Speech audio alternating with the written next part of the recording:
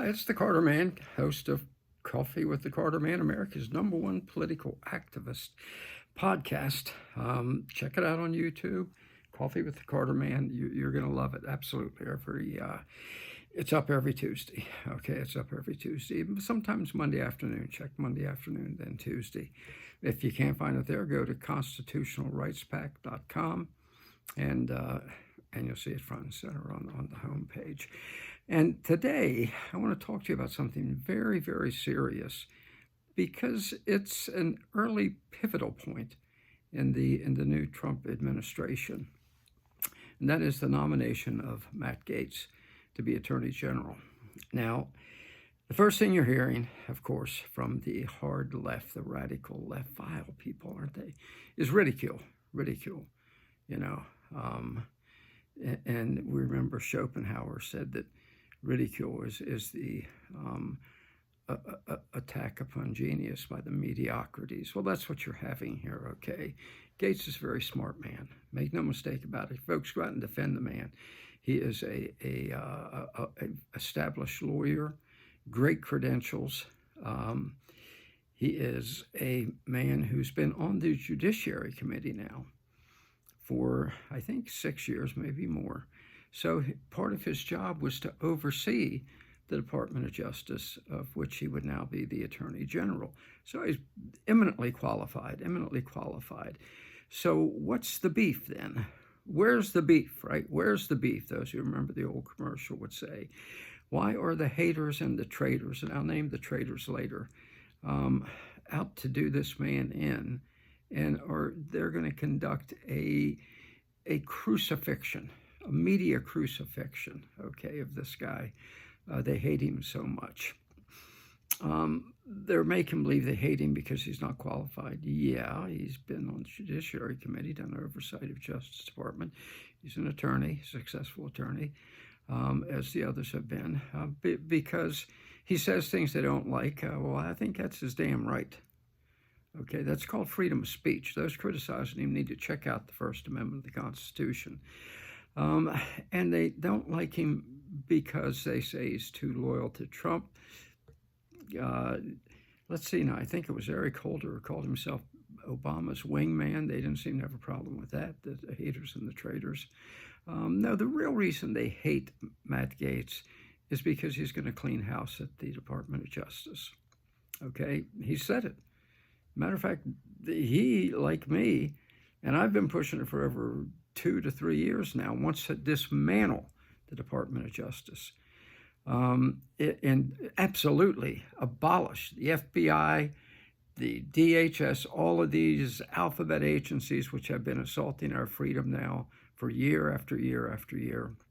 You might say, well, Department of Justice in the Constitution, yeah, but it doesn't say it's supposed to be doing massive surveillance on the American people. It's not supposed to be the attack dogs against the American people. That's not supposed to be their job. Take it back to being research and coordination of local and state police departments. That's it. Okay, that's it. Nothing more. Leave the average American alone. Okay, and that's what Gaetz wants. How important is that? Well, check out an article. Go to the Federalist, thefederalist.com. It's a great organization, by the way, the #1 legal organization in Washington. And read the article by a gentleman who is, let me get his name right here, a true intellect, John David Davidson, senior editor there. He has an article about Gaetz. It's wonderful. It's right on target.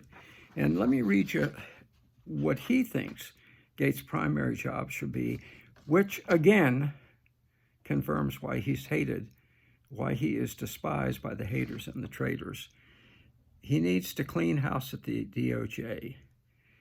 Okay, listen to this quote now. Going back to at least 2016, the Justice Department has been a viper's nest of political motivated prosecutions, sham investigations, coup plotting, domestic spying and censorship, entrapment schemes, and the terrorization of law-abiding citizens. What did I just talk about? From illegally spying on Trump to political persecution of the January 6th defendants, still persecute them after the Supreme Court ruled against what the Justice Department was doing. The DOJ has become a cancer on our body politic, and we need to have someone go in and cut it out, and that is Matt Gaetz. We cannot survive the current Department of Justice and the FBI. As far as I'm concerned, Christopher Wray, Merrick Garland, or Himmler, Merrick Himmler, as I call him. And in a minute, I'm going to read you a quote and tell you why. They should be perp-walked. I'm just telling you, they should be perp-walked and charged with violating the nation's laws, perverting the nation's laws to go after their political opponents. Roger Stone, Manafort, Bannon, go to Peter Navarro, Donald J. Trump. Okay, time after time after time. These are, again, vile people. Vile people. And let's get to the haters. The haters, entire Democrat Party. But, you know, thank God after November 5th, we can ignore a lot of them, can't we, in the Senate and the House, but we can't ignore the traitors. Thune, Mitt Romney, McConnell, Murkowski, Collins. Murkowski, by the way, isn't this beautiful? She is one of those ridiculing Matts as not being qualified. She failed the bar exam 4 times. The only reason she is in the Senate is her corrupt, crooked father, who was governor of Alaska, appointed her originally. So that's what we're dealing with. That's what we're dealing with. And that brings me full circle to why I think the department needs to be dismantled as much as possible, certainly gutted, as Davidson said. And that's because of my earlier reference to Merrick Garland as Merrick Himmler. You say, why would you call him that? Because I think he's as vile. I think he's as vile. His targeting of political opponents has been savage. It has been ruthless. It's been reckless. It has been feckless. It has been deplorable. Deplorable, to use Hillary's word. He has been absolutely overt about it. He has turned the Justice Department into a bludgeon, turned our law of the land into a bludgeon to use against his radical, anyone who opposes his radical left agenda and his radical left friends, okay? So why do I say Himmler? Well, I'm going to read you a quote. Some of you are going to say, well, you're going too far there. But I believe it's not too far because it's a mindset. It's a mindset that if you watch Merrick Garland when he testifies,